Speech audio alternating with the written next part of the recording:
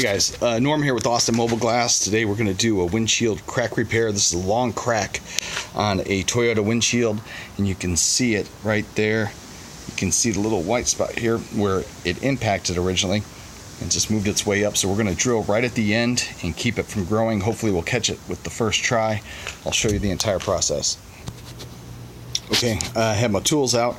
So we're going to use a glass bit on a dremel drill, variable speed dremel drill. And I set up the mirror so we can see it a little bit better.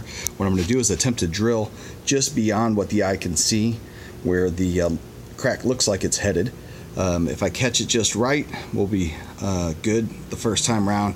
If it kind of ricochets off, I need it to dead end into the hole I drill. If that doesn't happen, I'll have to drill a second time to get it to stop. So the crack will just continue to run unless it's runs into a smooth area, smooth hole. So that's what we're trying to shoot for here. Okay, here is the trick.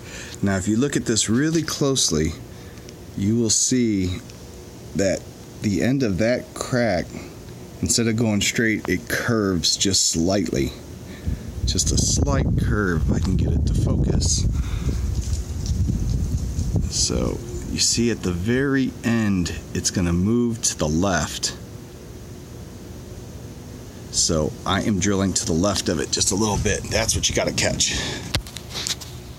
All right, so now I've drilled, and like I said, I went exactly where I think the crack's going to go, not to the end. It looked like it was moving to the left slightly towards the top of the windshield. So what I'm going to do now is ensure that the crack runs into that hole. We'll do that here just momentarily. Alright, so what I did was flick the glass a little just with my finger to ensure that the crack runs right into that hole where I drilled. And now we're going to set up the bridge assembly. It's pretty sunny out and right in direct light, so we're going to use UV plastic cloth here and cover the area so that the sun doesn't get to the resin and cause it to cure prematurely. Alright, we're all set up and ready to go. I have my resin out. This time we're going to use Poly CF. It's a thinner resin for filling cracks. I have the bridge set up with the injector right over the top of where I drilled, and of course the UV cloth cover the sunlight. Keep the sunlight from getting to the resin so the resin can flow into the crack. So we'll use this plunger to, under pressure, force the resin into the crack and see how it goes. Hope it doesn't go further. Alright, we're on the inside. You can see the crack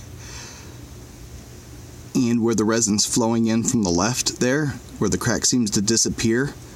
And that white spot, that's the seal on the bottom of the injector. And you can see as it moves across there, the crack seems to be diminishing in appearance.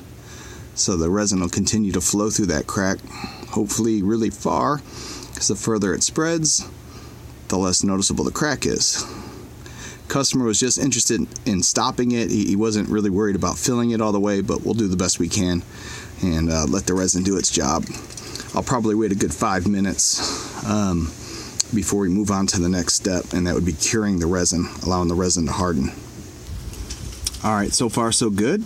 It's been about 2 minutes and it seems to have turned a corner. There was a pretty right angle that the crack took right there, and it's working its way back now through that turn as it starts to disappear there. So we'll give it a little bit more time, 2 or 3 more minutes, and that'll be about as far as we get.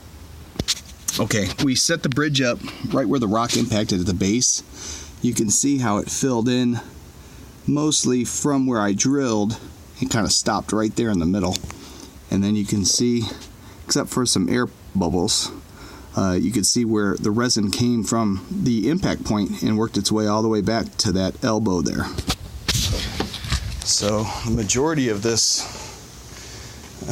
close to what, 10-inch, maybe a foot-long crack filled in. So see how you could just make out a couple little spots reflecting.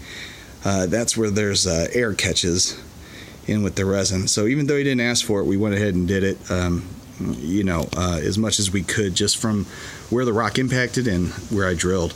sometimes it works out really good like that. So we'll clean it up now. I'll put some pit resin in where I drilled and where the rock hit, and then some pit polish, and we'll be done.